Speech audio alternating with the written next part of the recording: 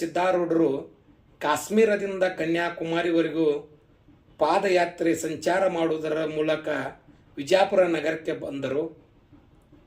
ವಿಜಾಪುರದಿಂದ ಮೂಡಲಗಿ ತಾಲೂಕಿನ ಯಾದವಾಡದ ಪುಟ್ಟ ಗ್ರಾಮಕ್ಕೆ ಬರ್ತಾರೆ.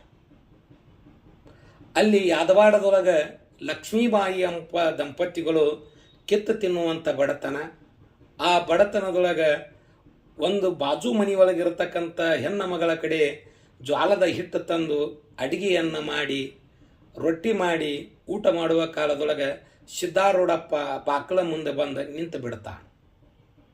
ನಿಂತು ಬಿಟ್ಟಾಗ ಲಕ್ಷ್ಮೀಬಾಯಿಯ ಗಂಡ ಯಾರೋ ಭಿಕ್ಷುಕರು ಬಂದಾರು, ಅವ್ರಿಗೆ ಕೊಟ್ಟು ಬಿಡು, ನಾವು ನೀರು ಕುಡಿದು ಹೊಟ್ಟೆ ತುಂಬಿಸ್ಕೊಳ್ಳೋಣ ಅಂತಕ್ಕಂಥ ಮಾತನ್ನು ಲಕ್ಷ್ಮೀಬಾಯಿ ಗಂಡ ಹೇಳಿದಾಗ ಅವು 2 ರೊಟ್ಟಿ ಮತ್ತು ಪುಂಡಿಪಲ್ಯ ಹಚ್ಕೊಂಡು ರೂಢಿ ಒಳಗೆ ಆರೂಢರಾಗಿರತಕ್ಕಂಥ ಸಿದ್ಧಾರೂಢಪ್ಪನ ಕೈ ಒಳಗೆ ಕೊಡ್ತಾರೆ.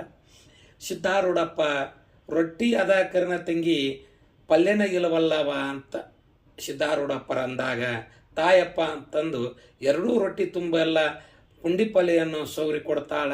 ಯಾವ ಪಲ್ಯ ಕಾಣ್ತೈತಿ ರೊಟ್ಟಿನ ಇಲ್ಲವಲ್ಲ ಅಂತ ಸಿದ್ಧಾರೂಢ ಅಂದಾಗ ಹುಚ್ಚಪ್ಪ ಅಂತ ಲಕ್ಷ್ಮೀಬಾಯಿ ಅಂತಾಳ. ಅವಾಗ 2 ತುತ್ತು ಸಿದ್ಧಾರೂಢರು ತಿಂದು ಹೋಗಿಬಿಡ್ತಾರೆ. 32 ವರ್ಷಗಳ ಆದ ನಂತರ ಲಕ್ಷ್ಮೀಬಾಯಿ ಹುಬ್ಬಳ್ಳಿಗೆ ಬರ್ತಾಳೆ. ಸಿದ್ಧಾರೂಢಪ್ಪ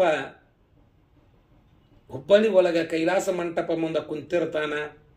ಆಗ ತನ್ನ ಭಕ್ತರಿಗೆ ಯಾದವಾಡದ ಲಕ್ಷ್ಮೀಬಾಯಿ ಬರಾಕತ್ತಾಳಪ್ಪ, ಅವರು ನನ್ನ ಕಡೆಗೆ ಕರೆದುಕೊಂಡು ಬರ್ರಿ ಅಂತಂದಾಗ ಭಕ್ತರು ಓಡಿ ಹೋಗಿ ಲಕ್ಷ್ಮೀಬಾಯಿಯನ್ನು ಕರೆದುಕೊಂಡು ಬರ್ತಾರೆ. ಲಕ್ಷ್ಮೀಬಾಯಿ ಯಪ್ಪ ನನ್ನ ಕೂಣ ನಿಮ್ಗೆ ಹೆಂಗೆ ಸಿಕ್ತ್ರಿ ಅಂತ ಕೇಳಿದಾಗ 32 ವರ್ಷದ ಹಿಂದೆ ಒಬ್ಬ ಹುಚ್ಚರಂಗ ಬಂದಿರತಕ್ಕಂಥ ಹುಚ್ಚರಾಗಿ ನಿನ್ನ ಮನೆಯ ಬಾಕಲ ಮುಂದೆ ನಿಂತಿದ್ನಲ್ಲ, ಆ ಹುಚ್ಚ ಈ ಸಿದ್ಧಾರೂಢ ಅಂತಂದಾಗ ತಾಯಿ ಸಾಷ್ಟಾಂಗ ನಮಸ್ಕಾರ ಮಾಡುತ್ತಲ್ಲ ಲಕ್ಷ್ಮೀಬಾಯಿ.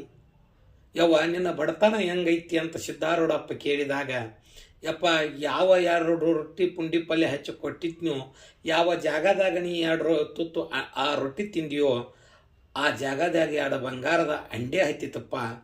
ಯಪ್ಪ ನನ್ನ ಮನೆ ಒಳಗೆ ನೀ ಬಂದು ಹೋಗೋದಾಗಿನಿಂದ ಮನೆಯೆಲ್ಲ ಬಂಗಾರದ ಹೊಗೆ ಆಡಾಕತ್ತೈತಪ್ಪ ಸಿದ್ಧಾರೂಢ ಅಂತಂದ.